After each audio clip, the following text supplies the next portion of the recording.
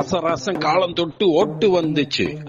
ராஜ்யத்தை ஆளும் வாய்ப்பை நமக்கு தந்துச்சு. தேர்தல் நாள் ஏப்ரல் 23. எனது இந்தியா, எனது வாக்கு.